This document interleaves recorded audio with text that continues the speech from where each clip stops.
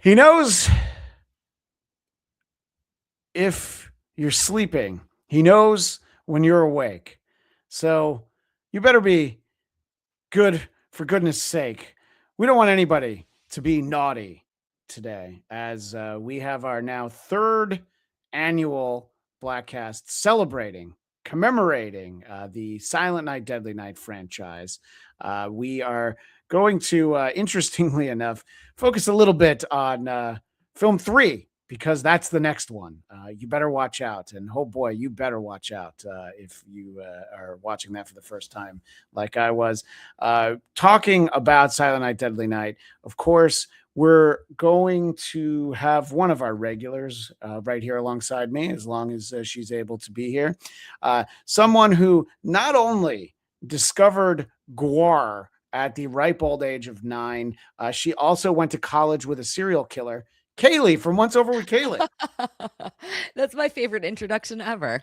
I only just learned yesterday that you went to college with a serial killer. He wasn't a serial killer. Oh, he just killed his family? Yeah, he was just an axe murderer. Let's be honest. Sorry.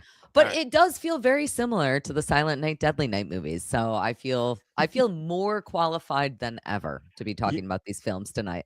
Yes, exactly. Well, we appreciate you being here, and we are going to talk about part 3. We'll talk about the new one, but we'll get started talking about the first two and Cayley's hot take as to which one is her favorite. Our returning champion, Nasty Neal from the Without Your Head podcast, and I'm sure there are probably better. Not additional credits I should give Neal, but that's the one to start with. Thank you so much for being here again, and from the band Demon Scar and the Primal Scream podcast, we have Nicholas Greystone. Nick making a return here. Thank you so much for being here. What's up? Thank you. Thanks for having me. Absolutely. Yeah, you're looking and sounding great. I'm glad that the Rocky poster is well centered. That's we should have been talking about that. What's more Christmas than Rocky Balboa? And checking in from international waters, let's say, the great Adam Hughezy, the H-Man Hughes. Thank you all for being here today. We appreciate it. Now, Cayley and I last year, we talked about Silent Night, Deadly Night Part 2, which hot take, Cayley, your favorite. That's not a hot take. Well, it has half of the first movie in it, so it's easy for it to be your favorite. I think that's what we came to the decision last year. Absolutely. Right? Yeah. And had you seen Part 3 before it became your homework assignment for this? I did, but it had been many years, and boy, do I not regret that long period of time in between watching it. Well, I was able to watch it for free on Tubi, and I never appreciated commercial interruption more than that. It was good to just take a couple of breaths. Neal, what are your thoughts? You weren't on our episodes where we talked about the first two, so that franchise is iconic for horror fans. And what do you think of the first two films? I actually love both the first two. I could see the argument for the second one being the best, because if you just watch it, you don't even need to watch the first one. It's right. Like 45 minutes. And also, I need to get this out of the way in the beginning. Garbage Day. There's nothing better than that. Come on. We pay homage to that in a film I just filmed, Army of Funk, this summer. And they pay homage to it in the new one. Yes, they did, which I was very happy to see. When Cayley and I talked about it last year, the first one, and I think the Linnea Quigley kill is also in part 2, right? It's one of that to me, that's one of the best horror kills of the 80s. Which they did that in the new one too, but they don't really go. They do it, but not like the. Well, we didn't not all the way. We didn't need the victim to have her shirt off. Right. You just said that it was one of the best horror kills in the 80s. Let's also just talk about some of the best titties in the 80s. Like anything that Linnea Quigley was doing. I think Hughezy, that. Stop shaking your head. I don't want to hear this type of content. You do. You do. And I know very you do. Offended by it.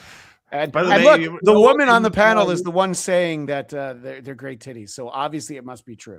I'll even up the bar with that, because Linnea Quigley also, with like the shaven shit and Return of the Living Dead, man, like she's definitely an innovator. So she did it with class. She was way ahead of her time. Nick. I don't mean to be vulgar, but is she talking about cunt hair? Well, it's even beyond that. She has it completely covered. Like there's no opening. She's like a Barbie doll in Return of the Living pretty Dead. crazy. That's how I feel also. Merkin like a Barbie doll, Cayley. No opening, actually. That's what I was going for. Oh, well, now we know why you've been divorced twice. Jesus. I know. I'm trying to offend Hughezy. Nick, the first two movies, just sort of just a general feeling about both of them. What stands out, and I think the first one is now a little bit more than 40 years old. Well, I just turned 48, so when the first one came out, man, like it rocked the world. Like it was like so controversial, and I remember I couldn't see it in the movies, but I did see it on VHS like shortly thereafter, and it's been one of my favorites forever. I think it's the best Christmas horror film out there. I love the second one too. I mean, obviously, because half of it, like you said, is but they're not really great to watch back to back because of that. No, that's kind of like The Hills Have Eyes too. The same shit, but they upped it with all the addition with his brother and stuff. And then, anyone, I'm not going to try to jump ahead too far, but anyone that's given shit to this new one, you got to look at the whole series. Sure. And it's been dragged through the mud so much, and it's good to give it another shot and put it back out there so kids now can see this and then compare it. So no, I think it's they talk a lot about in the movie business the importance of intellectual property, existing material that people can gravitate towards. And like you, Nick, I'm only a year older than you are. There was no seeing this when it came out. In fact, I do remember, I've talked about this on the podcast before. They were going to talk about the movie on what my parents called the news, which was Entertainment Tonight, and I was immediately ushered out of the room. I couldn't even see a piece about it, but you know what that did? It made me really want to see it when it came out of VHS. The poster, man, the poster is iconic, dude. Like, I just want to give a shout out too. Fright Rags put this out last year. Oh my gosh. It is a snow globe, and it plays the tune from the movie. So, that's amazing. Also, Fright Rags from Rochester, New York. Yeah, Fright. Oh, are you from Rochester? Yeah, I am. Oh, there you go. So give a shout out to Ben and crew. I've been a fan of theirs for years. I've always wore their stuff, and as soon as I saw that they were putting this out, I had to buy it, and this is an amazing piece to have. That's phenomenal. Shake it up. Nick. Get some snow in there and stuff, and I'll shut it off because I'm gonna go mental and hack somebody. And what's wild, like that poster, like said, so controversial. Siskel and Ebert went insane about the movie. Yeah, I turned 50 in less than 2 months. So, and like they were giving out like the producer's home address and stuff on their show. Yeah, and then today, like Terrifier 3 came out last year. And it's way worse. Way fucking worse. Yeah, and it was at AMC, it was at all the major theaters, and it's not really. I mean, there are Art the Clown popcorn buckets at AMC. It's merchandised and marketing, and I love the fact that Nick got up because there's 100% chance that he's got an Art the Clown popcorn bucket. I love that. I'll never grow up. If I were in my office, I could show off some popcorn buckets. What were we going to say, Cayley? What's always been so challenging for me with this movie in particular, or this series in particular, is that my parents never had any restrictions on what I could watch. I was always allowed to watch whatever. I was always allowed to go to Guar concerts when I was 9 years old. I was always allowed to be friends with axe murderers. I didn't have any restrictions ever, except for when it came to Christmas because I was Jewish. And so my rebellion was finally shut the hell up, Hughezy. My rebellion was finally watching Silent Night, Deadly Night. And this was like one of the most exciting things. It could have been, and in many ways it was, one of the shittiest horror Christmas movies of all time. And I would have loved it no matter what, because I was just enjoying the fact that here I am enjoying Christmas. Right. Which, okay. I feel very biased about these movies. I do. And that's why 2 is so great for me, because it combines all of the amazing elements that we have in 1. And then I get hilarious other shit that is just beautiful. And I love it. And 3 falls flat on that. So well, 3 does fall a little flat. I want to get Hughesy's take. So the new one, which we'll talk about in a little bit, is the first one you've seen, and still as of now still the only one you've seen, right, Hughes? Yeah, if there's anything I've learned over the years is that Christmas remake films are always the best. You get Home Sweet Home Alone. We've had 15 remakes of Black Christmas. So I says, well, get me to the damn cinema. I don't care whose funeral it is. Hurry it up. Yeah. And I had to say that I won't tell you what I thought of it until later. I appreciate that. That's fantastic. And yeah, I think that we have set the precedent where every year we go on to the next film in the series. And I was reading the description of 4. I'm like, I don't even remember seeing the box at the video store. I think 5's the one with Mickey Rooney. I'm a huge fan of part 5. Part 5 is part 5 the Mickey Rooney one, or is that okay? Yeah. Mickey Rooney, Who by the way badmouthed the first one and talked about what a terrible idea it was, and he's like, oh wait, there's a check attached. Okay, yeah. The 4th one's barely about Christmas. I think there's like a Christmas. It's like a cult or something. Yeah. But Brian used the movie, but Octopussy's in it, so that's pretty cool.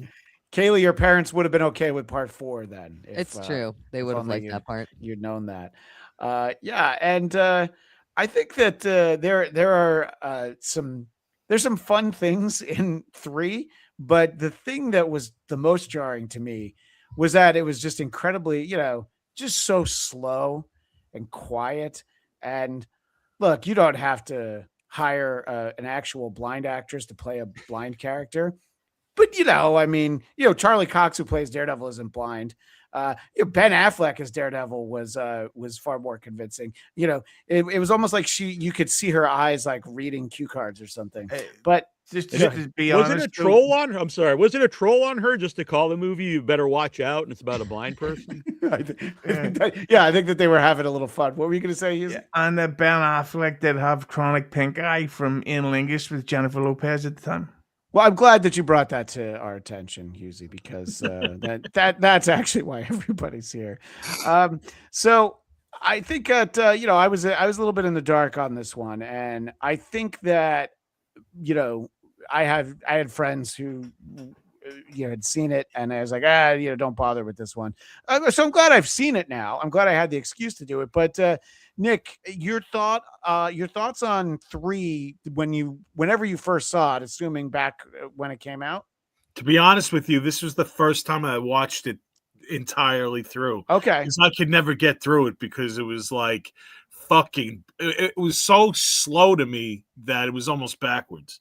So watching it now, I didn't hate it as much as I did back then. I didn't like it, but I didn't hate it. I thought that with his eye looking the way that he did, Bill Moseley back in the day, they missed an opportunity. He could have played Ed Gein with that fucking eye, you know? Yeah. And I don't know. It as like with the connection of making him Ricky and like surviving and everything, I just thought it was ridiculous. Like some dude walking down, the busiest freeway in LA with a fucking half of his brain showing and stuff and no one stopping. Yeah, the Brainiac fishbowl. Brainiac from that's my favorite part of the movie. Well, I mean, that's when it starts picking up a little bit. Yeah, when he finally wakes up, but it's interesting. By the time that Ricky wakes up in this movie, most of the audience had already fallen asleep. Yeah, totally. And then I didn't think that the brother was such a great grandson because his grandmother's missing, but he's still going to take a bath with the girl. You needed the nudity in it, so I mean that's where they had to do that. I think the most horrifying thing was just how much chest hair that guy had. Oh my god, it was ridiculous. I mean, it was like he took off Stanley a run for his money. Yeah, exactly. And I've never thought that you guys were less gay than I think right now. Just because we wanna don't like point that out. Yeah. chest hair, yeah. Yeah. But Yeah. no, but there were boobs in that scene. But again, I'm it's the sorry, only I'm a boobs in- very hairy guy, actually. Very, Well, very so- hairy man Both, yeah. boobs. So look, both of those things are true for me. But if I were to be on camera, I don't know, I'd at least get a Bic razor and see what I could do to They clean need some a things fucking up. weed whacker for that shit. But so there's not a lot of boobs in this film, No, just and those two. I was surprised that the number of kills in like the first hour. It's like there's like the receptionist nurse, the one that she refers to as a bitch because you could throw that around back in the 80s. Now you just have to lobby a complaint with HR, and and then we see that twice, and I was just like, man, when's the killing going to start? So it's a slow while. paced, it's quiet, and I don't know. I mean, the fishbowl head is very distracting. But Neal, your thoughts on sort of the way that they tell this story and the amount of time it tells. I to like take the this way. ridiculousness of the head, but so a drunken Santa comes in and like is offering this brain dead killer booze, and so you assume this is a setup where he kills that guy and then Yeah. he's going to take the suit, but he doesn't. And It's so true. then I thought, well, maybe they don't want to cover up the brain, but then later on in the movie he puts a knit cap over the brain. And I'm like, why didn't they just put the Santa cap on? So he's never dressed as a Santa in the movie. And to me, that's the biggest complaint of the film. By the way, the drunken Santa who comes into Ricky's hospital room, that is where I got the title for the episode. Who's your favorite singer? Perry Coma? I was like, whew. That was a want to bit do Right a line. Did you want to think do a honestly, my rewrite favorite on the, part. Go Sorry. ahead, sorry. No, Just see, saying, honestly, my favorite stuff in this is Culp and Ben Horn from Twin Peaks. I think all their scenes are great in the car together. yeah, Like, they clearly know this is trash and they're just having fun. And Robert some of it, I Culp- think they just made up while they were driving around. But yeah, their Robert Culp, dialogue together is very fun. Robert Culp trying to become the first ever cell phone salesman, trying to explain is like, it's like, well, if I can get a referral, they knock $100 off of my bill. I mean, it's probably because cell phones were like $500 at the time.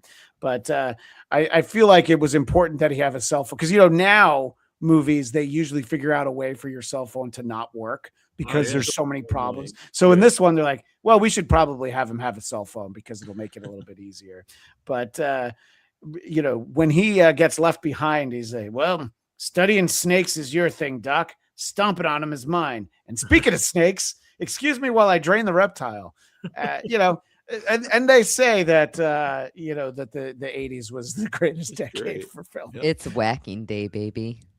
it was whacking. So I like that. one of the Ricky's doctor, Yeah. when they're driving in the car, that reminded me of Halloween, the first of the trilogy of David Gordon Green's Dr. Sartain. He was obsessed with his patient, and like he was like, oh, you can't kill him, we have to study him and do all this shit. And it was almost like borderline, like he was protecting him, even though he knew he was up to no good and shit. So Just to be autistic, that wasn't a David Gordon Green trilogy. That was actually that was a 4-part film series because technically the first one and then 2018 was 2 and then 2022 2023 was 3 and 4. right.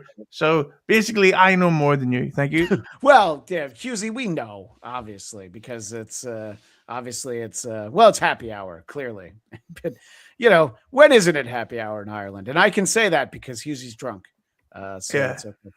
But I think that they're like, that's some of the fun stuff. The great Robert Culp from I Spy, and I was honored last year to interview his son in studio, Joseph Culp, who played Dr. Doom in the Roger Corman produced Fantastic Four. Yeah, I've had him on the show too. Some would say still the best Fantastic Four, but that's not a conversation for this show. That's a conversation for another show.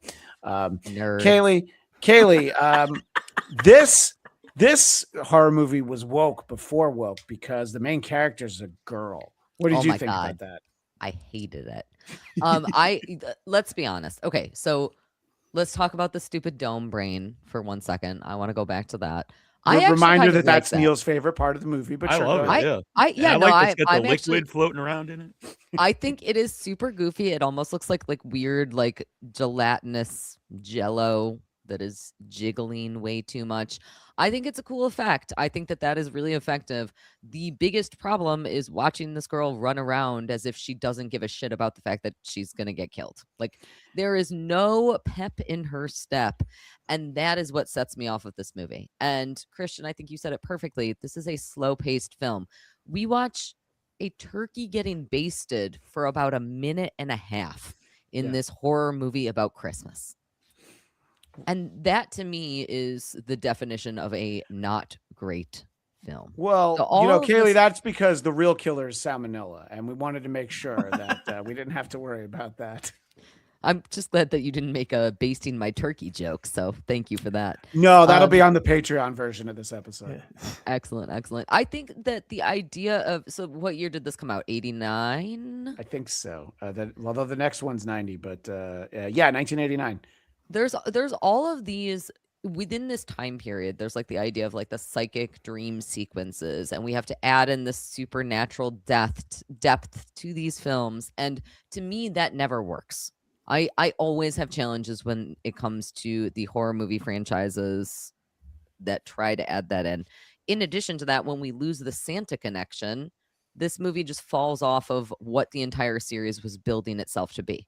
And we can make the criticisms about 1 and 2 where we say, you can't watch them back to back. That doesn't mean that they aren't both individually good movies. This is individually a bad movie, and it's a bad movie in the series because I don't need it to be more serious and psychological. I don't need it to be lower energy. I need it to build upon the previous 2 films, and it never does that. Yeah, no, I think that it really feels so different. I mean, we're talking about the first one being, I guess, 5 years older than this, and it didn't feel slow like this. It moves along. There's obviously budget constraints and all that sort of stuff, but that's part of the charm. By the way, the great trucker Andy said, I believe he meant to say, "Base that turkey, yo." So you see, he did it. Yeah, he gets it. Yeah. So we appreciate that. By the way, Ty Green Goblin says, "Is that the Taco Bell logo on Lucy's sweater?" And It sure is. You're goddamn right, it is. So that's the most festive. Jingle bells. That's the most festive thing that you have in your closet right now. Taco shells. It's my only Christmas sweater. Wow. I'd quite like to see her taco filling. Am I right, guys? Thank you for that, Hughezy. Nick, when so this was the first time you saw it all the way through. Yeah. What are you able to take away from, like, okay, this is what worked in this movie, or is there nothing? I mean, even though he didn't have many lines or whatever, it was cool to see Bill Moseley. I think Bill Moseley always steals the show anytime he's in anything, really.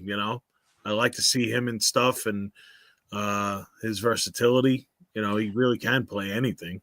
So Yeah, they don't. I mean, they don't he still couldn't even really save this because it was a fucking train wreck. No, and he doesn't really talk till the end. And I No. mean, spoiler for Hughezy, who will one day watch this. She says "Merry Christmas," and then he comes in a tuxedo for some reason. He says and Happy New Year. I believe that was the first time that he spoke in the whole movie. And the great vagina wrinkle. Love Bill Moseley. So Absolutely, Bill Moseley's great. Yeah. I've been a fan of his for forever. And Yeah. Fun fact, Carlos Danger, who was on the podcast, the first Silent Night, Deadly Night that I talked about, Texas Chainsaw Massacre 2 is one of his favorite films. I don't even think it's his favorite horror movies. So shout out to Bill Moseley. Do you feel like, Neal, that they were setting up like another movie with Bill Moseley? Yeah, maybe like a New Year's sequel, since he had the tuxedo and was talking about Happy New Year. But yeah, I think they definitely were going to set up another one with him, but I don't think this one was well received. Yeah. But by the way, Texas Chainsaw Massacre 2 is a good example of a franchise completely changing because the first one there's dark comedy in it, but very gritty horror film, and the second one's an overt comedy, and that worked, I think, in that. Because Absolutely. I don't think you could take it darker from the first one. No. Yeah. No, and I think that obviously for whatever reason they got away from the story that brought people to the first two films and a little bit this one again reading the description for part 4. So it'd be interesting to know some of that. And there was a brief moment where I thought like, oh, I could reach out to Samantha Scully, who plays Laura in this, and I'm like, oh, except we're probably going to talk about how terrible the movie is and that she's not good in it. So I was like, oh, I don't want to do that. That feels like it would be mean, But she's very pretty, right, Cayley? Can we say that about her, or in a Agreed. 1989 Yes. way? Yeah. Oh, in an everyday way. Yeah, absolutely. Yeah.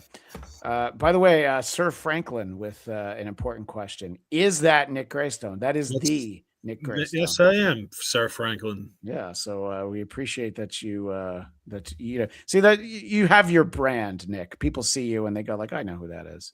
That's so, cool. Thanks. Yeah, no, we appreciate that. So, Hughezy, have we convinced you that Silent Night, Deadly Night 3 is really worth checking out sometime in the near future? Yeah. Thank you. Now he's about a few words. He's just upset because earlier you said film instead of film. Oh yeah, that's true. And Yeah. I did say I went to the movie theater instead of the cinema. But so I make all these mistakes. But I don't have a home cinema. Hughezy, do you know anybody with a home cinema? Apart from me, no. Okay, just you. So I think that it's. I don't know. I mean, some of it was, I jotted down a couple of things that are laughable. There's, I think that there's the one scene where, I was called him Billy. Ricky, makes his presence known at Granny's house, and it's like, oh, that scene in the Shining. Well, what if he comes through the door with like 2 holes and then he puts his face in? So that'd be twice as good as The Shining, and then they do it again later in the movie, and it's like, okay, they were trying for something. But I don't know. So I think that But this was a bit of a ending is so lackluster too. Yeah. Like the final showdown. It just I know. ends. Well, and it's also like sometimes filmmakers telegraph something that's going to be important. So the blind girl, Laura, falls over, and there's a pool cue that bounces next to her, and it makes the distinct sound. I'm like, there's not a pool table in that room. There are no other pool cues. I'm like, oh, I wonder if that's going to be important. And even that, even that can't take out Ricky. Would the movie change at all if she could just see? Like, it doesn't really add anything to the movie that she's blind. Well, yeah, because the whole point is that she's psychic. So why is she blind, I guess, is the question. Yeah, I don't know. You have to lose one sense to gain another. Oh, so you do understand. You get how it works. See, this movie, they're trying to be too sophisticated and make it like a smart horror movie. They should just dummied it up, doubled and tripled the fucking body count, and just. I mean, you have a guy with a brain fish tank on his head. You can't be too smart, That's why I like the beginning of the movie, because I feel like at first it's silly and it is taking itself not too seriously, and then it almost immediately trounces all of that with whatever malarkey is trying to do. And that's why the new one trying to hitchhike when he's he's got his brains exposed, and he's in like wearing the little beanie cap over the brain. Yeah, it should have been like, a Santa hat, but that's hilarious. Like, lean into that. But why? Yeah, this is a great point, Neal. Why not a Santa hat? This is Silent Night, Deadly Night 3. Absolutely. Yeah. Neal's 100% right. He should have killed that guy, that Santa, and put on his shit, and then continued the movie with it that. Would have made more sense how he gets out of the hospital too, and he just walks out. Right. Oh, Fish Boy's going for a fucking role, like fish head boy or whatever, fishbowl guy. Do you think that it's possible that they just forgot to film that scene, and then they're like, "Oh yeah, he was supposed to." All right, we'll just figure out another way. Fuck it. Yeah, he's already I don't halfway know. down the 101. Let him go. The great Sam Bibley in the chat shouting me out. I appreciate that. There's a lot going on in the chat. I'll try and catch up with it in a little bit, but always good to see people checking this out. So I think it just happens to be a happy accident, as they say. I'm on That a podcast. I'll call you back. Okay, no problem. yeah, Hughes, you didn't need to call Nick. You Sorry. could have just talked to him. On the show. That's all good. So it's a happy accident that when we're talking about part 3, where there's not much to see, there was a new Silent Night Deadly Night that came out not that long ago, and I went out to see it on Sunday night. There was not much fanfare for this coming out, just sort of generally. Neal, I'm going to assume you were all ready for this to come out. I believe you talked to the director on your show. Yeah, I had the director on. I had him on before too, which I didn't realize until I booked him on the show for. He did one of the VHS movies a few years ago, and yeah, and it played everywhere. It played at the AMC near me and stuff. Yeah, Yep. I went to see that at the AMC, but there was one showing at 10:30 p.m. So I was like, all right, that'll work. But My mom wanted to see it, but it was too late for her. oh, Like Cayley, I grew up watching horror movies, and she never cared what I watched. yeah, and It's a good way to live, isn't it? Yes, yeah. well, Hughezy, what was it that made you decide that? Was it because this was being shown in the cinema? See, I said it properly for you. Is that why you're like, okay, I'm not going to watch it at home. I want to go see something, I want to have a communal experience with a bunch of people. Is that why you decided to see this one? Yeah, well, I always love to go see whatever new Christmas films are coming out, but these days everything's going straight to streaming, and I'm not watching any of that shit. Like there's a Michelle Pfeiffer comedy on Amazon Prime called "Oh What Fun." It's like, I'm not watching that, you bitch. So this one, I was actually checking for Avatar times. Hello, James Cameron. Hit the like button for James Cameron, and I realized this was out. I never saw the trailer. I didn't see the poster, so I was shocked to know that it was actually coming out. And I know of it because of a great episode of maybe Once Over with Cayley, or a previous episode of this, which would have been better if it was a Once Over with Cayley episode. I'm just saying. No, every time Cayley's on my show, everybody says, this would have been better if this was on her channel. Yeah. And, well, yeah. Enough about your conversations with your wife. Gotcha. Hit the like button for inappropriate jokes. But the thing is, so I went to see this, and I thought, well, the guy from Halloween Kills is in it, so clearly this guy knows how to pick a good script when he sees one. But what did you think when you actually saw it? Well, if you'd let me tell you, I'll tell you. I liked it. Thank you. Cayley, when did you see the new version? So I have not seen the new version yet. But I know I'm a loser. I'm very aware of this. But look, you had to prep to talk to Miss Judy yesterday for like 3 hours. So it's I fine. have to point out, though, that what is very interesting about this new version for me is that I generally keep up on movies. I generally know about what movies are coming out. And this, despite the fact that I am Jewish and my parents banned Christianity and any Christmas celebrations within my household as a child, I rebelled against that even more by loving horror Christmas movies. Sure. I had no idea that this new version was coming out. And so, Christian, you were talking about earlier that it really didn't get a lot of fanfare. It really didn't get a lot of press. I legitimately did not know that this existed until you said, do you want to watch the new remake for this episode? And I was like, the what now? Yeah, the what? When did that happen? I had no idea. And that to me is shocking. And that says something about not only this franchise, but also the film industry right now. Well, they tried to do a reboot. It was a few years ago, somewhere. Yeah, just Silent Night. Yeah, just Silent Night. Yeah, that was a bad one. Yeah, it was rough. It's about as boring as part 3. Yeah, I had heard about that one. And again, that's what's so shocking to me about the Silent Night, Deadly Night 2025. I had no idea that it existed until Christian Blatt told me about it. And I don't Weird, 'cause, usually take my my news yeah, from my him. AMC No, you had should never be getting your news from me. None of you. my should. AMC had posters of it, and I saw the trailer a bunch of times because I go to the I movies every didn't see weekend. So. anything. See, for No. me, I think that it failed. Like they should, if they were going to do this, they should have put a little bit more extra money into it and put it out there with a better pressing for it. Like if they're going to ride the coattails of like the success of the Terrifier franchise and put that on the poster, why the fuck not? They failed.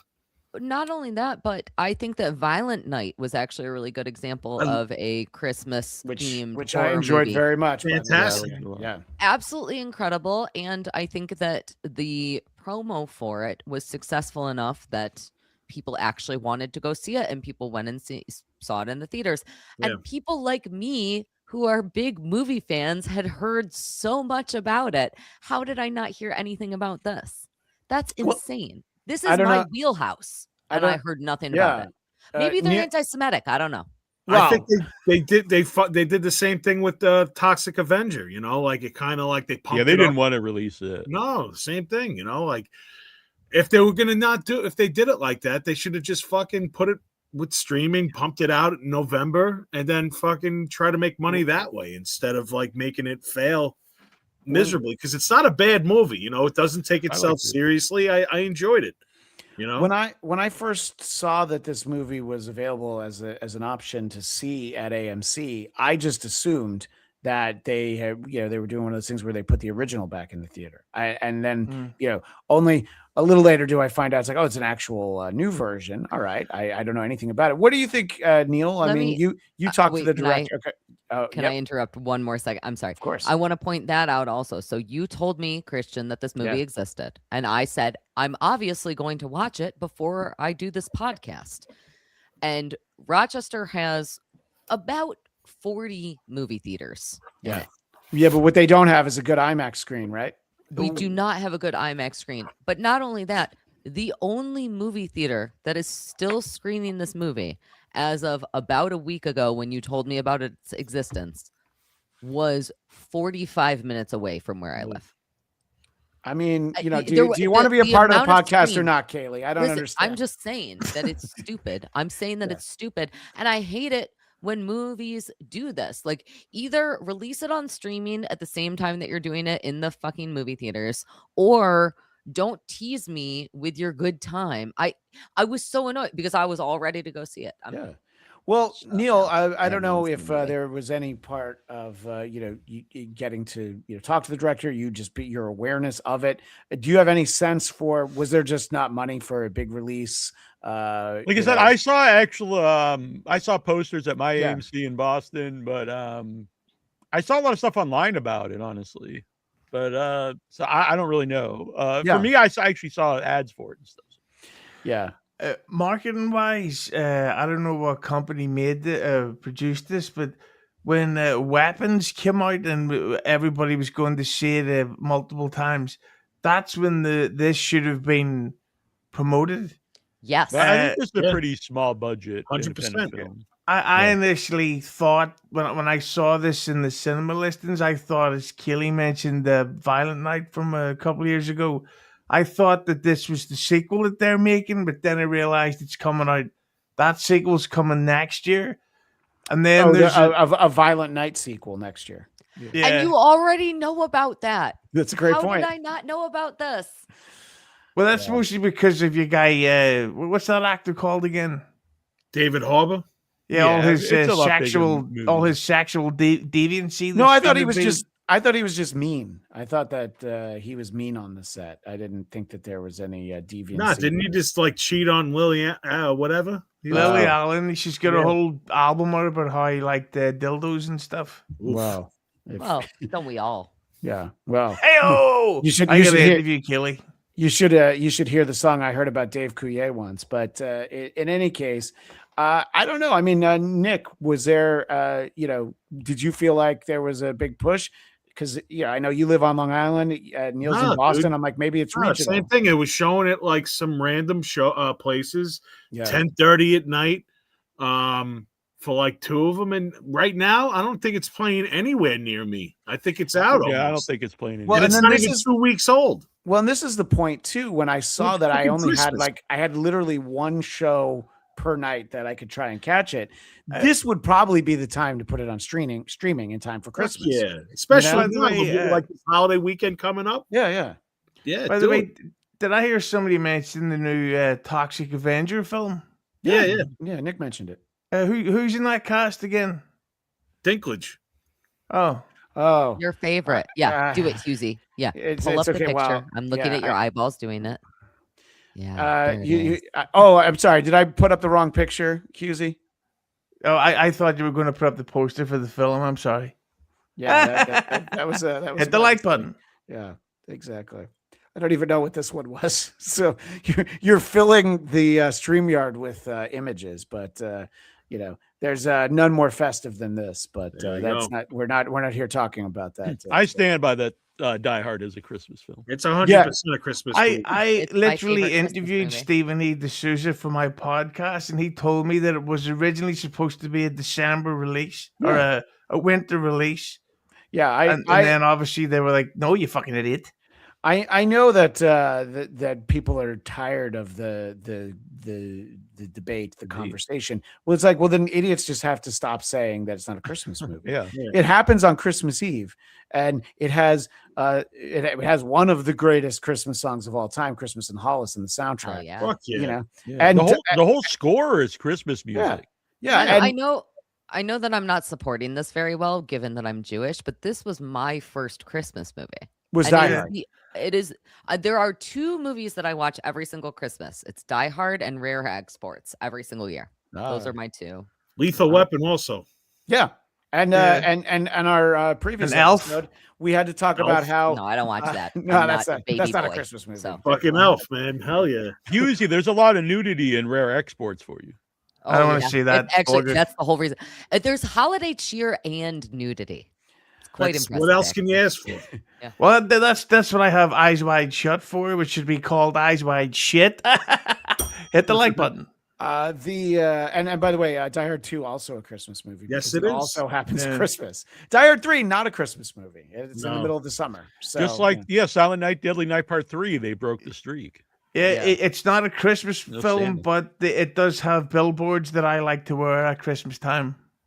yes, we did talk about that in our previous episode. You'll see that the TV version of Die Hard with a Vengeance. Bruce Willis goes up to Harlem, and the sign that he's wearing in the TV version says, "I hate everyone." And do you think anybody would even notice that in New York City, Nick? If you're wearing a sign that says "I hate everyone," no one's even going to look twice. It's like, yeah, No we one all hate cares. everyone. Yeah, They do hate everyone. exactly. They? They New Yorkers. Oh. But Nick, so let's talk about the movie itself. So this new version, it being I liked it. I thought it was good, man. And I don't want to do any spoilers or anything, but there is a scene involving Nazis in it, and I think that is where the movie takes to a whole nother fucking level. And you're like, it puts the stamp of approval for me, and I thought it was pretty awesome.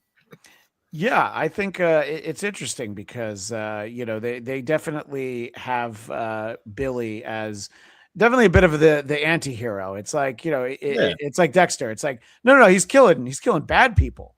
What do you think of the film itself, Neal? I liked it too, and I brought that up with the director because even Billy, he's sympathetic in the first movie, but in this new one, he's completely anti-hero. And I like that. And I like that they did something different because I don't like a remake that just just does the same movie again. Like, what's the point? But there's like odes to all the other movies in the franchise. Absolutely, little Easter eggs we and get- stuff. Yeah. Do we get Garbage Day or You no? do. There's We a do. reference to Garbage Day. It's There- Garbage Day? There's Yeah, sure is. 100%, yeah. there's the kill with antlers. So Almost everyone's very likable in the movie too. Like all the actors, like I like, Matthew Modine's daughter. I thought she was good Yeah. in A Happy Death Day, and she's great in this too. She's good. and so I even think just it's like some minor characters. I think they're all just like all the old guys are like likable people, Yeah. or they're very unlikable people that you want to see get killed. Yeah, Right. well, there's a little bit of that. Yeah. But yeah, I mean, it's very clear that in this movie, Billy is like, oh no, like, and he even explains it. He when they're in the car towards the climax of the film, and he's just like, I don't know, I do all these things. I felt like the device that might not have worked was talking to Charlie throughout. It's a very Venom, I actually very like Venom that. vibe. No, I thought. Oh, that, you thought you would. Okay. In general, I don't like that Mhm. because for somehow it makes me laugh in the first Venom. But Hughezy, I know your favorite film in the Venom franchise is Venom 2. By that point, I was done with it. But I thought that Charlie really worked. And they picked a really good actor because that voice. I looked it up because I was like, "Who is this guy?" It wasn't anybody I knew. He's in a million things, but it seems very familiar. His voice. Who was the voice of him of Charlie? It wasn't an actor I knew, but he's got like hundreds of credits. Right. Yeah, Night Melendez. No, I think that's unlikely. I will definitely look that up, though. I think. No. But that was the thing about that twist. Now I haven't seen the original or any of the Silent Night films, but that to me gave it a rewatch value because it would then give you a whole different experience when you see it the second time, knowing the twist. Like, yes, last night me and Christian did the Die Hard 2 episode, and I remember as a kid with a giant penis knowing that the first time you see that twist when they changed the ammo from blanks to real ammo, as a kid it blows your mind. Yeah. So you'll never get that same experience again, but it's still great when you go, fuck, they did that really well. And that's with this twist. And then especially because did we give a spoiler warning? We could give it. Yeah. I mean, if it's a major spoiler, maybe think of a way to say it. I mean, I don't think Cayley's that worried about. Cayley, do you need to go in timeout? Should we? Stop listening. Well, basically, how we find out how Charlie met the kid. It wasn't just a regular counter. Right. Yeah. Like there was a nice twist on it that makes you go, oh, that was really well done. And you know what's so weird? Talking about this film now makes me realize I liked it a lot more than I thought I did. Mm-hmm. Yeah. I can't wait to watch it again. No, it would be great if it was streaming. You know, I know. It was a really fun movie to watch with an audience too, especially like the yeah. You know what? I didn't have that. There was only I think 2 other people in there, and that was it. There were definitely some moments where we had appropriate laughter. The Nazi scene was well received. The audience that I saw, it's definitely an audience film. Like it's got funny stuff, and the kills are cool and fun. So both those things you can interact with an audience with. Yeah. The one thing that you guys go ahead. Go ahead, Cayley. No. Let the woman get her own way again. Yeah, let me show you reason 1 and reason 2 for that. I feel like you guys have not really talked about the kills a ton. Yeah. Which is interesting to me. So again, we are talking about a Christmas horror movie that we all have agreed, except for Hughezy, that the franchise is built sort of on that. You guys have alluded to them, but would you call the kills good in the new version? Oh, yeah, very gory. Definitely. Are they good enough that it's not even worth mentioning because you just want people to see them, or is it? I'd say it's a little bit of that. In one point, there's a massacre. A huge massacre. Yeah, it's got the highest kill count of any of the Silent Night. Yeah, absolutely. Oh, that's awesome. I think it has the most amount of kills with them all combined. Yeah. That's a great point, Nick. Now Cayley's like, you know what? I will drive the 45 minutes. And I really like the. You're not going to be disappointed if you drive 45 miles to go. I really like the title frames they do before, like they go into the kill scenes. I thought it's very like Tarantino sort of thing. Yeah, absolutely. And the thing that I really loved, because again I hadn't seen the originals, that soundtrack, I did not know that was from the original film. Oh yeah, that's right. They go back. So to me, that's a good point, because sometimes, like, if there's too many callbacks, if you haven't seen the previous movies, you get like lost, like what the hell is it? But I think you could watch this without seeing the other ones, and it doesn't matter. And if you've seen them, it's like, oh, cool, that's a callback to part 2 or whatever. So it was kind of like a gift to us, honestly, like fans of the original, like of the franchise or whatever, that they did that, like giving us the songs and giving us the return kills and stuff, and little Easter eggs, garbage day and shit. You know, like it was cool. It was cool to see that, and I'm happy that they did it that way.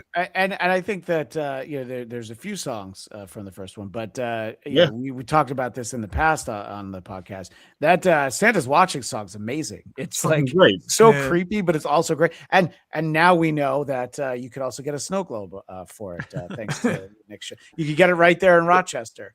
Fright Rags. You can get it Right. anywhere on Fright Rags website. Oh, look Right. at that. Yeah. There was There's a a good few plug. there was a few things in the remake that I thought was bad, and that it's one of those typical things where the lead male looks like a regular guy, and the lead female is like jaw-droppingly gorgeous, who somehow is incredibly attracted to the average I male. don't know though, but the main guy's like a movie star. He's in other stuff.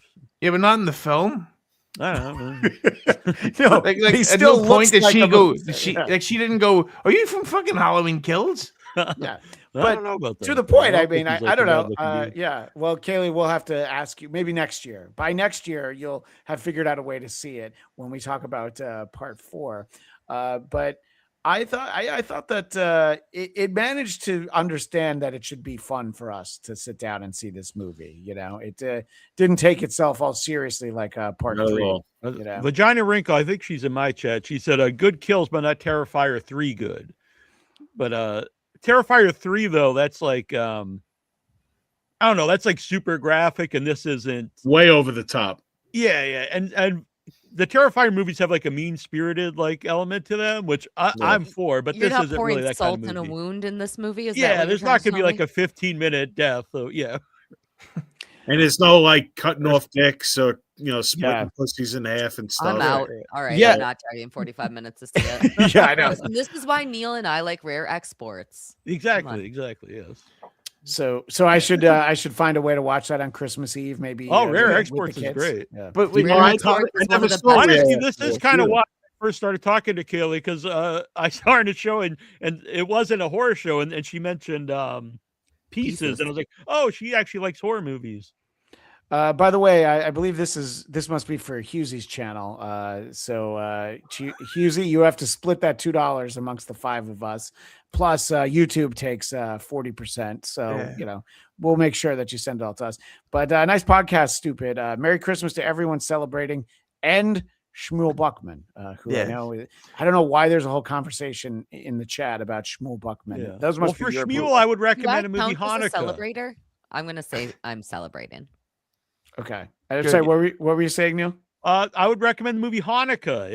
It's the first Hanukkah-based horror movie. It came out a few years ago. It was Actually, Sid they're Haig's going to last film. re-release it. They're re-releasing it, an uncut version of it. And Of Hanukkah? Yeah, I'm my actually friend in it. Evan McGar made it. Oh, he's a good I'm guy. sorry, Nick. You're in the remake of Oh, Hanukkah. really? yeah, the new version of it. It's a voiceover though. I do a 911 call. Do you know Evan McGar, who Yeah. directed it? Oh, cool. My yeah. buddy, I'm friends. Like one of my best friends is Chris Ott, who Chris, does yeah, I'm friends with him. Famous Monsters and House of Monsters. Yeah. So when they released it, I had seen it, and then he hit me up and he was like, "Yeah, dude, I need a 911 call, like a New York sounding guy or whatever. Can you do this?" And I did it. Me and him and his girlfriend did it. So yeah. Have you ever been to Mad Monster Party? Sorry to take over the show, but Well, no, I was just gonna say. that's I definitely Evan's, answer that, but I was best gonna say, convention. Cayley, Hughezy, and I are like, oh look, that's the cool kids table. We're just kind of like, is there any room for us? No, go away. Dude, I'm over here at the Jew table. You think I know anything about the Well, cool that's why we kids? brought out. That's why I was bringing I'm up the Hanukkah. female It's Jew on this big panel. win, yeah. Yeah. Continue. Let the boys talk. It works. No, I'm not anywhere cool at all. But yeah, no. I've never been to Mad Monster. I've been to Horror Hound, and I've been to Monster Mania and New Jersey Horror Con and stuff. But Mad Monster Party is always put on by them. But I did go to the Famous Monsters one that had Yeah, because they just 2 bought years that, ago. That was Well, cool. there is a party that Hughezy, Cayley, and myself will be at the cool kids table, and that's Hackamania Ah, in Las There we Vegas, go. Nevada, April 10th Promo through the code 12th. Cayley. Well, see, here's the thing about promo code Bears.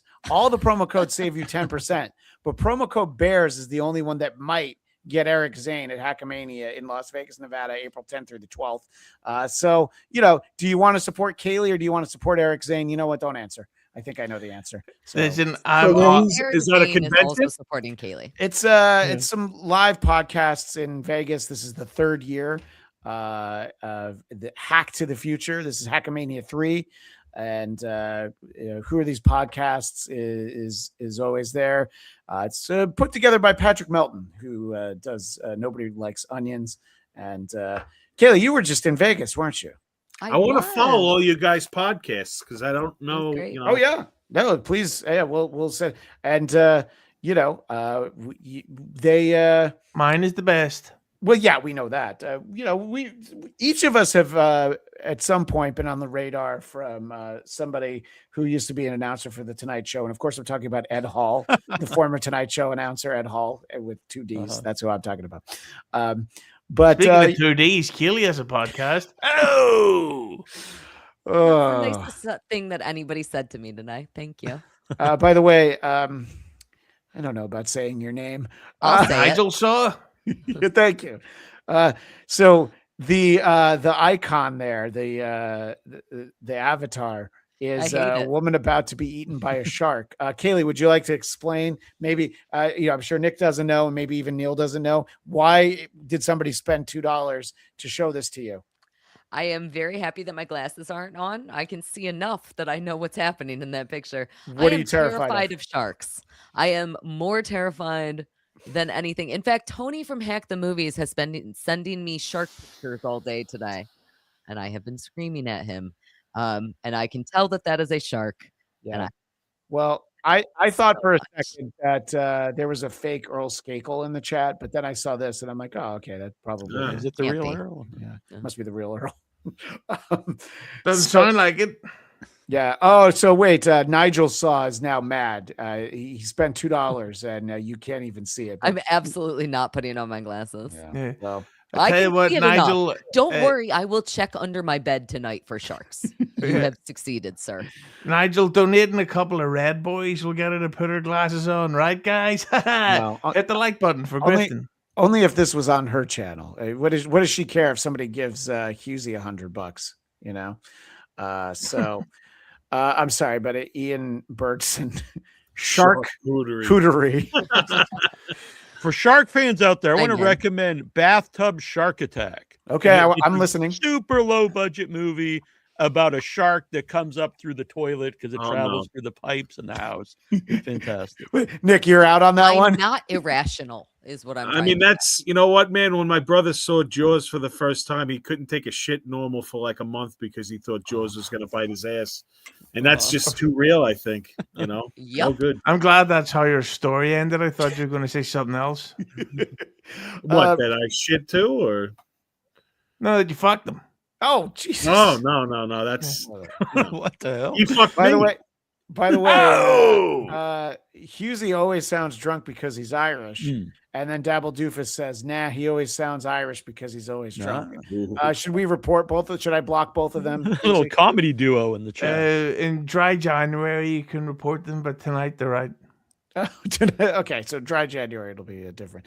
And by the way, I didn't realize that you'd already passed. No. And Yeah. hot take from Vagina Wrinkle: Nightmare Before Christmas is a Christmas movie too, not Halloween. I mean, it's both, isn't that the whole point of Nightmare Before Christmas? That and it it's yeah. sucks. Whoa, hot Oh, take Wow, that's a hot from take. Cayley. Yeah, well, that's all Do you right. think it's overrated, Cayley? I don't think that it is good as a Halloween movie. I don't think that it is good as a Christmas movie. I don't think that it is good as a musical. I think there are no merits to that film. But what? No merits at all. There's no way to transition out of that. I'm aware that I'm saying dumb shit. I mean, it's a Tim Burton movie, so those are always good, aren't they? Did you see Dark I think she Shadows? just It was did a mic phenomenal. drop on, Oh my on God. Yeah. Nightmare Before Christmas, so Yeah, I I don't know. think she has to go further. Well, man. that's all right. We can shift because Trucker Andy wants to talk about all of the Hatchet Mm. films with each and every one of us. Oh, that- yeah, those I'll do movies that. I too. like that. I'm down for that. Yeah. That's cool. I'd like to cover Danielle Harris. But Cheap only in plug. Halloween Like, 4. I'm aware that Hughezy would like to cover Danielle Harris. Cheap plug. Adam Green was my third guest ever on my podcast. Back I think when the that, first what's- Hatchet, yeah, when the first Hatchet was coming out, we were MySpace friends, and he came on to plug the movie. And I think Damien Leone's definitely should give it up to Adam Green because if it wasn't for Hatchet, I don't think Terrifier would be a fucking thing, man. But speaking of beautiful women, going back to Silent Night, Deadly Night, the remake, the female lead in this, she's one of these things where she's really good looking, this really gorgeous like brunette woman, but she really reminds you of somebody, and you're going, who the fuck is that? What is her name? Then you see the credits. Her name is Ruby Modine. Yeah. So she's the daughter of Matthew Modine, which explains why my dick got so hard during Full Metal Jacket. And What about Vision That's Quest? the reason. Yeah. Vision Quest. I just got the 4K for Xmas, so I'll send you some photos. I think Neal, you mentioned she was so Matthew Modine's daughter was in something else too, right? Yeah, Happy Death Day. Oh, that's yeah. Nick, you mentioned it. Yeah. Yeah. So I had never seen her in anything before, and so words just hurt. So the guy on the bottom right, that's me, is worse than Eric Zane in 25 and 26. Well, if you want that, you can see Eric Zane at Hackamania in Las Vegas. Use the promo code Bears. Yeah. If you want to see Eric Zane and Lucy fucking all weekend in Las Vegas, use that promo code because I don't know it's why on. anybody would mock my boyfriend like that. Yeah, I mean, it's obviously it's true, and unfortunately, I've seen his taint because he showed it on our show. Oh, everybody Yeah. has seen his taint. Yeah, I know. So I feel left out. yeah, But, you know what, Neal, you really are left out. Yeah. But speaking of You're okay. yeah, speaking of Christmas remakes, as they mentioned, there is a nice callback to the Garbage Day thing in this one, which reminds me of a really good remake called Home Sweet Home Alone, where Buzz turns up as a police officer, which means that we're all part of the same universe, which is very exciting. So I would recommend everybody right now cancel social plans and watch Home Sweet Home Alone at Hughezy, full volume on the biggest screen possible. I Home have a Sweet very- Home Alone. I have We're a in a very new important question. generation of brilliance. Did you do your best and worst Christmas movies this year, Hughezy? No, not since that last one. I'm still fucking angry. Traditionally, I have been invited over to Hughezy Entertainment to talk about the best and worst Christmas movies, and we have done judging competitions. And every year, Home Sweet Home Alone has been on my worst Christmas movies, Yeah. and It's- every year I win with it. It sounds like it's worth checking out. I'm sure It's Macaulay Culkin's in that one, right? No, see, he's lucky in that he saved his money and his parents got him a big residual contract. So he makes 4 to 6 million a year in residuals since the 1992. So he said, you know what? Fuck this. I'm not acting anymore. Why do you know so much about Macaulay Culkin's contract? I can't answer that. Okay, that's He's it. touring with Home Alone right now. You can By the actually way- go. You can go and see Home Alone with him in the theater right now. Kaylee, I think your hot take on Nightmare Before Christmas has turned off Ian Birdson. I know. I used to like Kaylee. I'm aware. I'm I- aware of my flaws. I don't know. I don't think it's that hot of a take. I think there's plenty of people that don't like Nightmare Before Christmas. When I have talked about this in the past, and I have, I think actually with Tony from Hack the Movies, a lot of the thing that I don't like about Nightmare Before Christmas is the fans of it. And it was a movie that I didn't see young enough to have the nostalgia for it that a lot of people have. So it's the same reason that I don't know, what are normal Christmas movies you idiots like? You know, It's a Silent Wonderful Night, Deadly Life. Night. Yeah, Silent Night, well- Deadly Night. Die Hard 2. I never had those experiences. And so because of that, the thing that I learned the first was the fans. And then after that I saw the movie. And so I don't know. By the It way, sucks. That's actually it. Chris Tuttle checks in. The worst was Christmas in Scotland. A woman comes from New York and gets a village to win Christmas Village against the Laird's wishes. Great. I mean, it sounds it sounds like a Hallmark movie. I think that is, and it stars Lacey Charbonnet or whatever her name is. And speaking of Conter, from Party of Five, that Lacey Chabert. I have no comments about that show and her age at that time. The best worst Christmas horror movie for me is the movie Elves. If anyone's seen it, it's got Grizzly Adams in it. Yeah.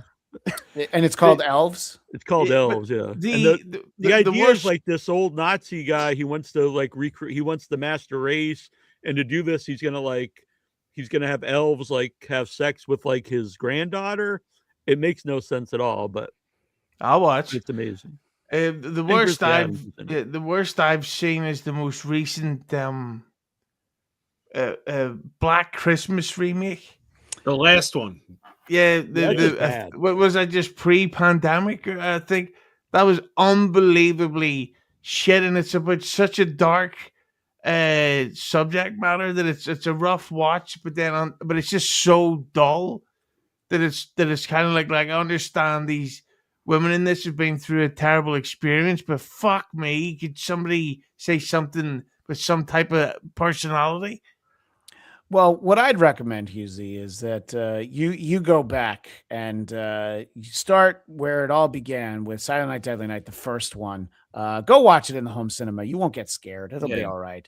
And Black Christmas, the original Black Christmas. Black Christmas. And then Cayley's right. Then, you want to space it out, though. Don't watch Silent Night, Deadly Night 1 and 2 back to back. Put something else in between. You don't have anywhere to be on Christmas Eve, right? Usually you can just stay home watching films all day. Yes, my Christmas is delayed until the 27th, so I have Hughes time. is also Jewish. Fuck no. Oh, you made him really angry there. But I do hate Palestine, if that helps. Oh, well, look, as long as you're not going to say anything controversial on this stream, Hughezy. So I think that whichever film in this series you choose, that is the way to celebrate. I wish, Cayley, we could finish and you'd be like, all right, now I'm just going to watch the new one on whatever app instead of having to drive. You probably have to go across the border into Canada to be able to see it. I effectively do. Going to Canada would take me as long as it would to get to the movie theater to see this movie. And again, when I was excited about watching this in order to be able to talk about it with you guys, I was like, well, it must be streaming. Christmas is in just a couple of days. Why wouldn't, if they didn't do a big cinema push, why wouldn't they have it on streaming at this point? It is not streaming on any platforms. Not a single. I cannot purchase this anywhere. Why? Yeah. Not even one of those ones where they make you spend $20 to watch it digitally. I'm sorry, what were you going to say? Which I would have done. Yeah, I assume they probably won't have it streaming till next Christmas now. Yeah. I think or if they're really smart, Neal, they'll put it out in the middle of the summer, and that's what July. Yeah. Well, that's true. I do like Christmas in July. But I do look forward to checking it out again. But it'll have to be, I don't know, maybe Hughezy, maybe I'll buy a physical media release of this instead of streaming it. That'll feel a little bit better. A nice 4K. So in any case, there's a lot of business going on in the chat that I've decided I'll weigh in on before we end the show. Unbanned Josh Denny fan wanted me to give my best guess as to why Shmuel Buckman is so Star Trek by me when I'm on his show. I was on once to the point where he sees control of his show. I mean, look, I'm a better host than Shmuel Buckman. Who's going to tell me otherwise? Yeah. That's probably why he does that, right? Well, I can answer that question for unbanned Josh Denny fan. Yeah. Christian, have you met Norm Macdonald? It's funny that you asked. Yeah, I did know him. I was very lucky to get to talk to him a number of times, and he had a nickname for me because my name was Christian. You know what it was? Jew. What do you think about that, Cayley? Yeah, I know exactly. He thought it was really funny. Yeah, and Christian, have you met Paul Stanley? Of Kiss? Yes, I have. Yeah, the wedding singer. Yeah, I met him too. Yeah. Well, so you're saying that it's because I've met more famous people than Shmuel Buckman? Yeah, that's why. And That's the thing. Christian's too modest to really understand how fascinating he actually is. So that's why people want to record with him and talk to him and pretend to let him maybe not I don't say this complimentary wise take over shows, because he's had an incredible fucking life. Like, everything's gone right. His wife is fucking beautiful and younger than him and has a great fucking job. That's the guy you want to be like. All hail Christian Blatt.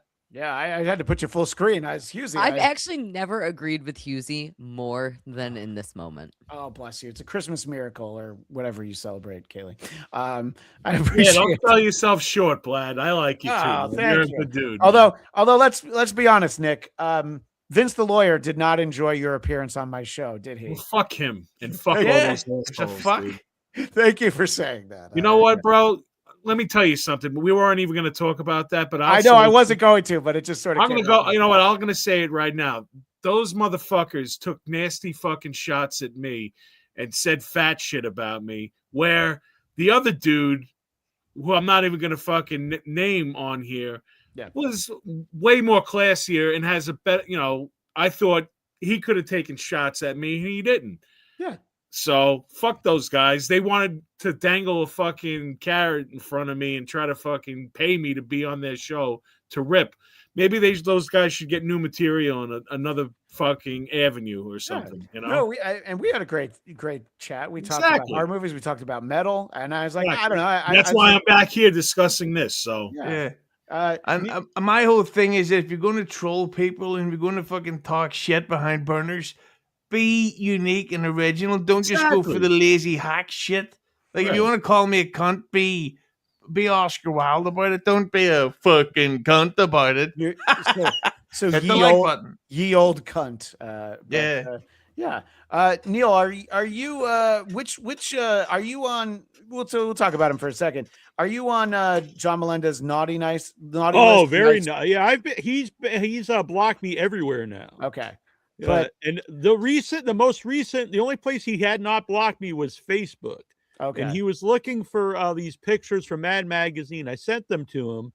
He showed them on the show, and then he messaged me. He's like, "Too bad you're such a fucking backstabbing asshole."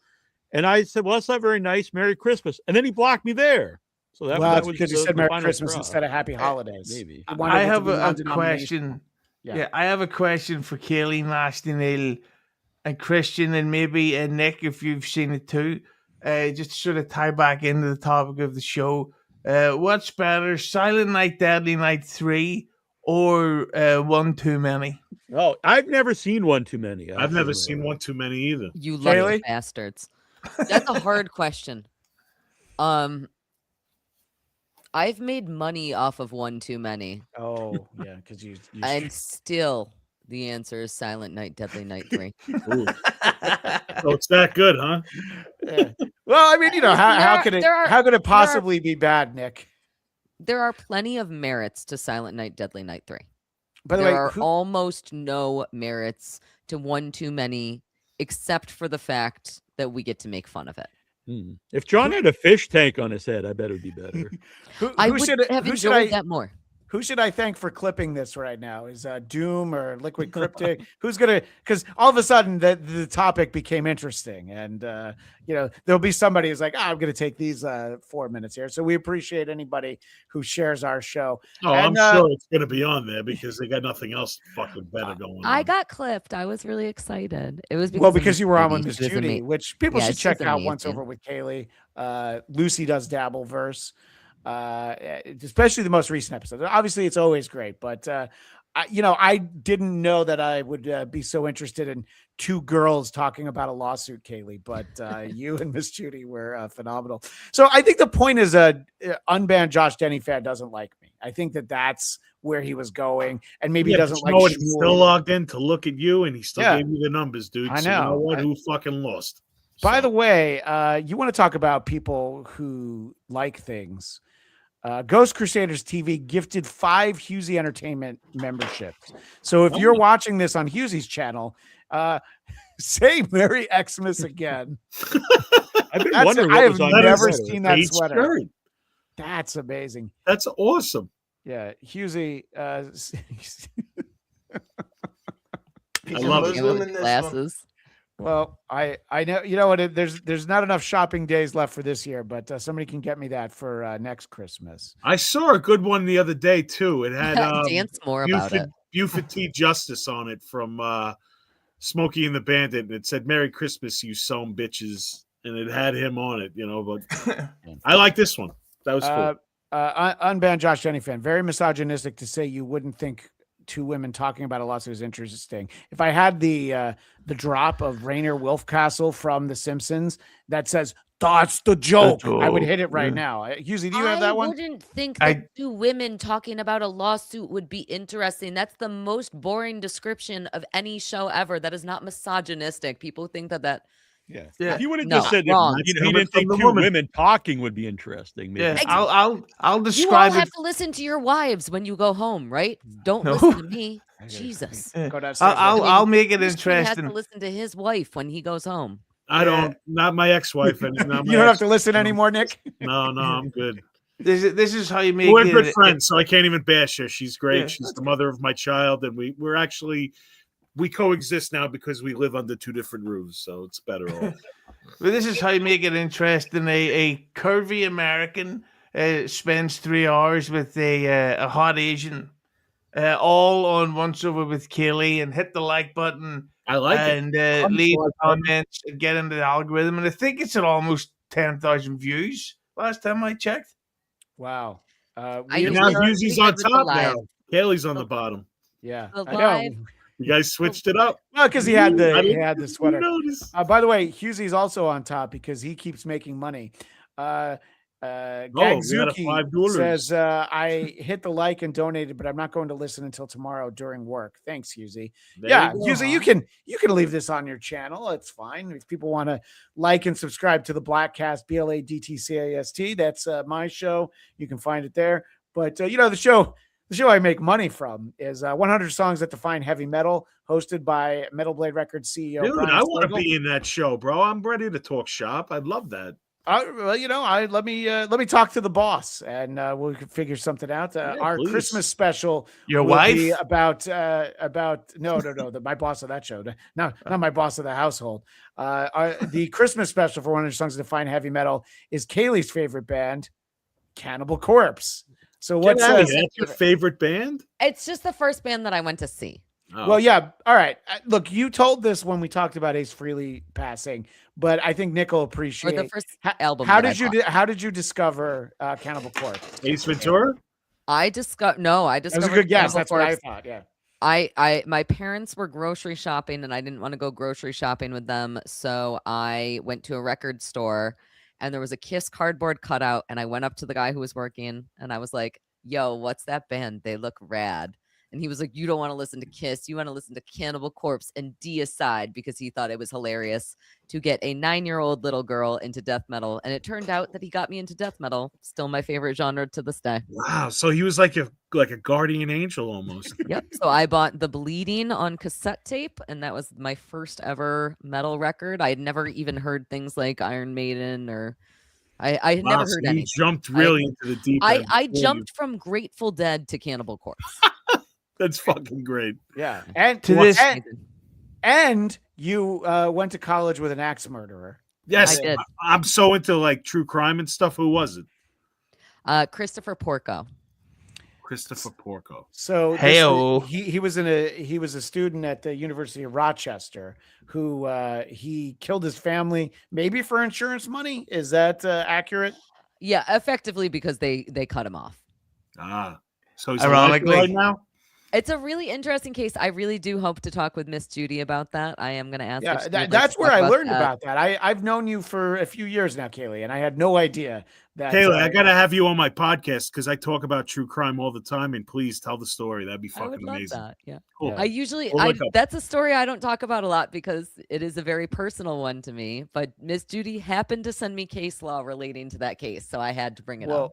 Well, and Nick, because you like true crime, I do need to toe the company line. I think you would enjoy the only true crime podcast for men. It's called The Creep Off, hosted by our friends Vinny and Carl, and they Vinny.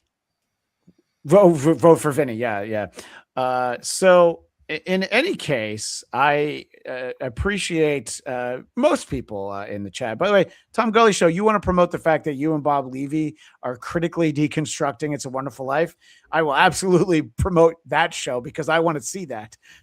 But Neal, let everybody know where they can find you and what's going on. And I know you've got some film stuff going on that's worth talking about. Yeah, you can find me Without Your Head everywhere, YouTube, any of the social media pages. And thanks to Vagina Wrinkle, she sent in a gifted membership here. I love that name. Yeah, well, She's it's amazing. yeah, look at that. I I didn't even catch that. Thank you, Neal. Vagina Wrinkle. Yeah, Vagina Wrinkle. I Following much you right prefer now, you. Neal. I just clicked on you, Oh, brother. sweet. Thank you. I will much follow you prefer back. you to Penis Wrinkle. So yeah, I don't know what that says about me. And sorry, film wise, what's going on, Neal? So you can get my first feature films, Once a Future Smash and End Zone 2 on a special edition Blu-ray. You can't get this cover anymore, but you can get the special edition Blu-ray. It's also streaming on several different platforms. And they're amazing. Tubi, still on Tubi, right? Yes, yeah, Tubi, a new one, I forget the name, I'm sorry. And then I filmed a couple movies recently, a true crime movie where I play a real life serial rapist and kidnapper, and that hasn't that's Anthony in post-production. Cumia. No. But, Impossible Killer, and I don't know, a couple other movies, so they'll be out in the near future. Impossible Killer. I do believe that describes Greg Opie Hughes. Actually, at least that's the theory there. Nick, I want to let you promote stuff, but there's an important question from the One Pun. Cayley, your thoughts on Gwar? So Gwar was actually my first concert. I actually think that Gwar's first album, I don't usually put Gwar on. Like, I think their music it's relatively remedial. It's a little bit too punky for me, but I actually think that their first album, Hello, is truly incredible. And that is an album that I replay all the time. I'm in love with the Dead Dog. Amazing song. See, hilarious. The majority of this episode has been Cayley creating an ultimate dating profile for, I think, the demographic for my audience. It's all the things you're saying are you're literally checking all the. I would definitely swipe left. See, there you go, Nick. I don't think that I have ever been anybody's ultimate dating profile, so thank you. Hey, Nick, way to lower the tone. So Nick, your band is Demon Scar, the podcast is Primal Scream. Let everybody know where they can find out more about both of those things. All right, so Demon Scar Band at Instagram, just Google Demon Scar, you can look us up. Nizza6, NZASIXX, that's my handle. Nizza what? Nizza6. Oh. And Primal Scream with Nick Greystone, that's my podcast. I have a couple of films coming out. I did The Forest Hills with Shelley Duvall and Edward Furlong, that's already out. Sweet Meats Through Trauma, that's out. We just wrapped on a movie in Cincinnati last week that is called Casually Cool, and I have another movie coming out called Then Came a Rainbow. Okay, that's with the Planton twins and Felissa Rose and Robert Mukes of House of a Thousand Corpses. I'm directing my first feature called Beneath the Surface, and that's about Robert Schulman. He was a serial killer from the 90s. I want to try to get his name back out there because there's still one victim that's not identified. And let's see, that's it really. And I do solo stuff too. So like my solo stuff is just on the NZA. Yeah, well, we appreciate that. But Dr. Mega G did have a compliment about me before, and I literally scrolled back up to find it because Vlad is a secret heavy hitter, and he sees what Buckman sees. And, look, it's fine. I appreciate people watching. I appreciate you guys who stream this to your channels as well. I hope that people enjoyed it. And by the way, Bubba's like just saying good evening, everyone. But then he's like, well, yeah, but there was that talk about Hatchet. And that's actually like a little 8-bit Hatchet guy on my. I see. Yeah. A Shulman movie. So, I'm sorry, we can't end the show. Chris Mack says I like Christians, so we appreciate that. Anyway, Maybe this was I like Christians. yeah. Well, this was fun, and I think that we'll give Cayley a whole year to watch the new Silent Night, Deadly Night. What's And her we'll all- podcast? Once Over with Cayley, and Once she has a movie podcast, but she also has a show that. Oh, look at that! You have that was a sticker, yeah. Yeah. And Hughezy mentioned a show she does. Lucy Does Dabbleverse. She's known in some circles as Lucy Tightbox, and but her name's actually Cayley. So Once Over with Cayley is her show. Hughezy and I have been on, and Neal, you've been on Once Over with Cayley. I've not been on Once Over with Cayley. She's been on Without Your Head, but that's why she left, because Right. she was a little embarrassed. Yeah, that we she went. hadn't- Yeah, and we went to see the new Crispin Glover movie in Boston, and he's going to come back on my podcast soon, and then she's going to be on that one as well. Oh, that'll be great. See, you get to talk to Crispin Glover. Who cares who doesn't want you on their show anymore if you get to hang out with I mean, if it's a choice between Crispin Glover and Stuttering John, I mean, it's yeah. I love that Crispin Glover won that lawsuit against Universal for Back to the Future 2 because they made the guy look too much like him. You know, well, he it's like, just wore a mask. He wore a mask. Like I know. It's like all you had to do was just cast another guy. You know, Hughezy. You know, we've been streaming on your channel, but I don't think we've done a proper promotion for Hughezy Entertainment. Well, I have multiple plugs. I want to plug uglychristmassweaters.com. That's where I get stuff like this. The thing is, if you buy them during the summer, you get them really cheap. And so that's why I buy like 8 new ones per year. I also want to give a recommendation for Christmas special. Okay. For a show called Father Ted, that if anyone's never heard of it, it's considered the greatest Christmas special that the UK ever produced, even though it's a sitcom made by Irish people. That's, again, the slavery taking over. It's called Father Ted. Watch it. It's a Christmas parody of fucking Mission Impossible, but with priests in it. Think about it like that. And my YouTube channel is, of course... Hughezy Entertainment on YouTube.